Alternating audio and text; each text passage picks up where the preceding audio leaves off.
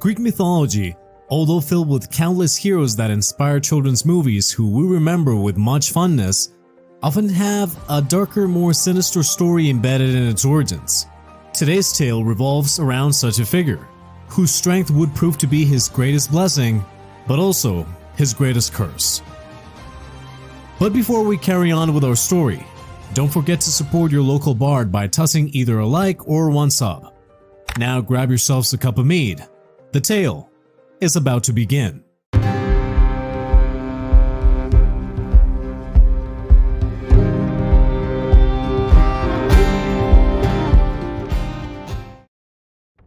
Hercules comes from the original Greek Hercules, and the meaning of this name translates to glory of Hera.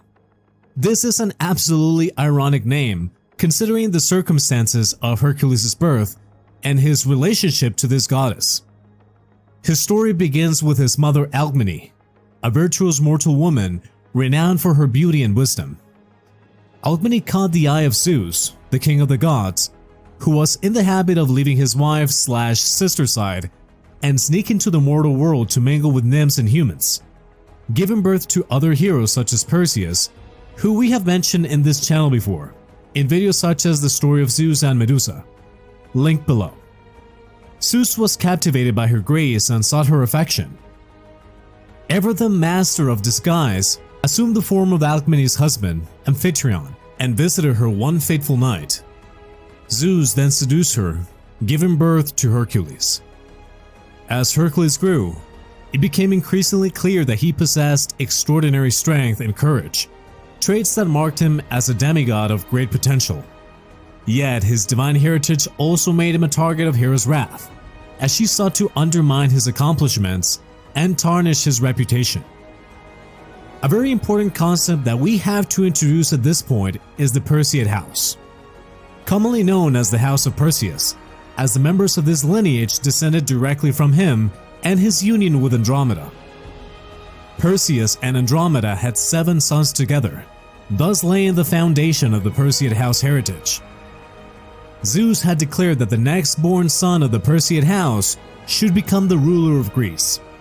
One of the sons of Perseus, Electryon, was actually the father of Alcmene, Hercules' mother, making Hercules the heir to the rule of Greece. And that would have been the case were it not for Hera. Another male child was said to be born of the Perseids lineage by the name of Eurystheus. Due to Hera's intervention, Eurystheus was born prematurely at 7 months, thus outranking Hercules in the succession and making him king, and later a pawn in Hera's sick and twisted games. Hercules later came to wed Megara. You might remember the character Meg from the Disney adaptation. Megara was the eldest daughter of King Creon, and they bore at least 3, perhaps as many as 8 children. Despite having a beautiful wife and children to carry on his name, Hercules' life was far from perfect. Despite his renown as a soldier and hero, Hera, who had already conspired against him and his succession as the ruler of Greece, cursed him, leading Hercules to suffer a momentary bout of insanity, during which he tragically turned on his own family.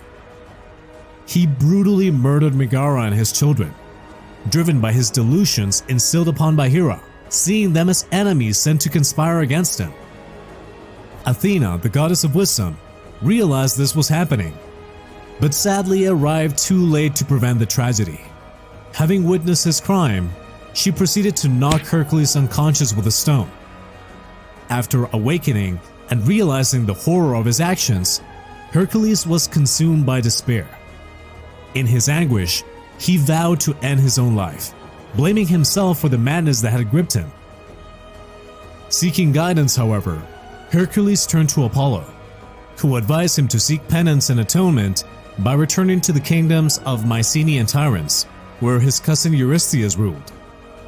Despite his deep-seated hatred for Eurystheus, Hercules understood that he must atone for his sins and embark on a journey to serve his hated cousin, hoping to find redemption for the unforgivable crime he had committed against his own family.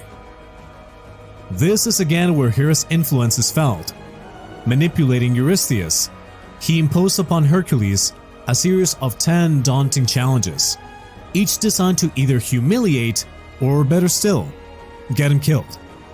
Initially, Hercules was tasked with slaying the Nemean Lion and returning with the lion's hide.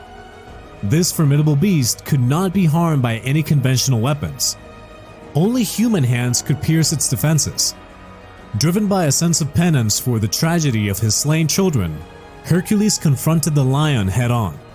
Despite the beast's ferocious attacks, Hercules fought it to submission, eventually strangling it with his bare hands. However, even after defeating the lion, the task remained incomplete, as Hercules had to return with its impenetrable hide. In a display of resourcefulness, he used the lion's own claws to tear through his skin, successfully completing the task. Furious, Eurystheus issued further challenges. For the second task, Hercules was sent to slay the Hydra. The Hydra was a fearsome serpent with multiple heads, said to regenerate 2 heads for every one that was severed.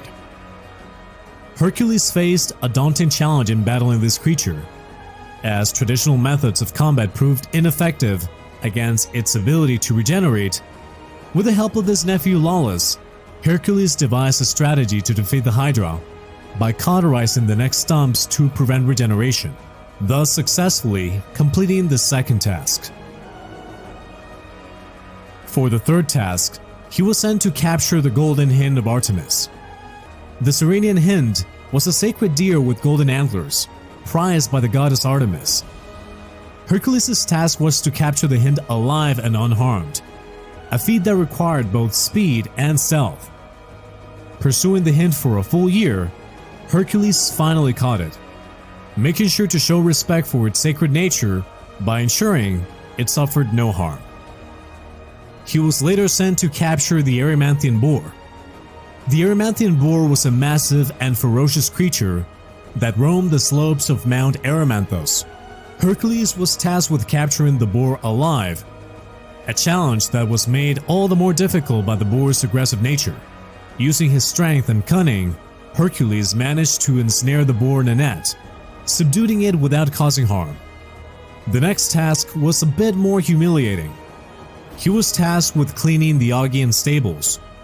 These were home to a vast herd of cattle and had not been cleaned for many years, resulting in an accumulation of filth and waste.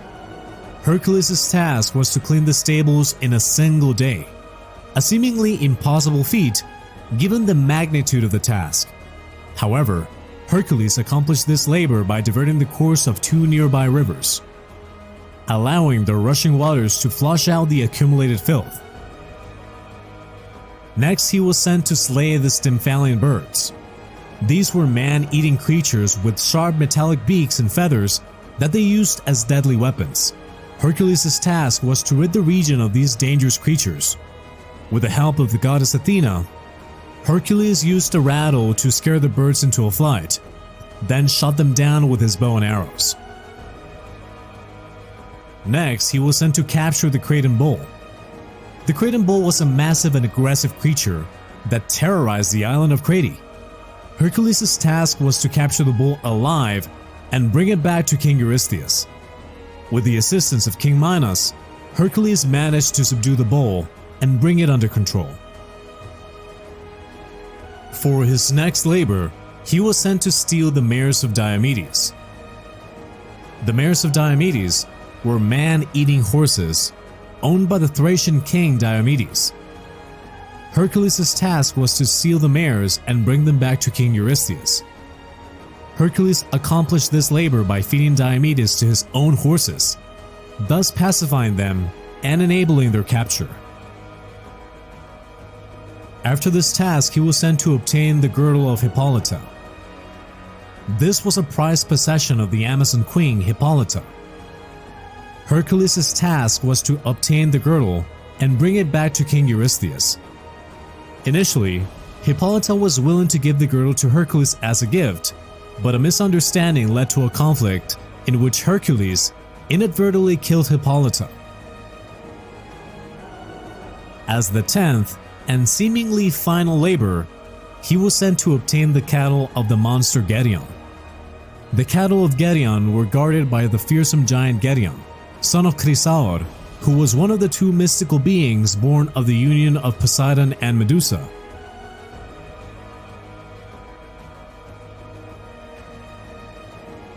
Link for that video below.